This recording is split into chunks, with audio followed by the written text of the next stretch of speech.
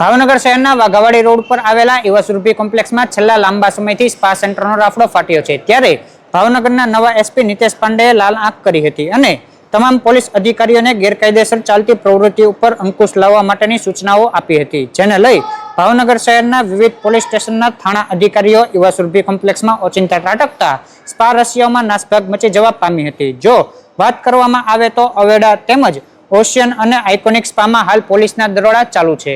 સમય media news, Bhavnagar, Vraj Ajwaliya.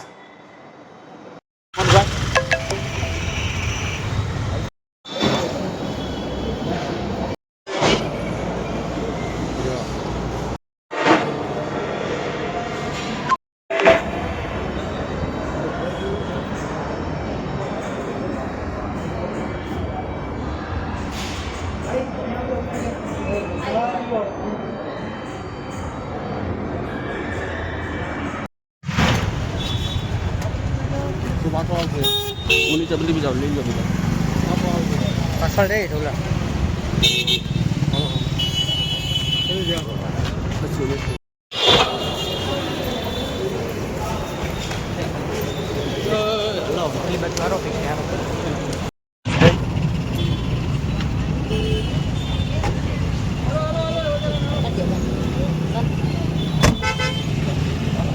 સુઈ રહી હતી, ઘોર નિંદ્રામાં હતી, તે પણ આજે એસી સાહેબની સૂચના મુજબ જાગી હતી અને તેમણે પણ ઓછું આવેલું છે મુક્ત કરવામાં આવ્યું છે,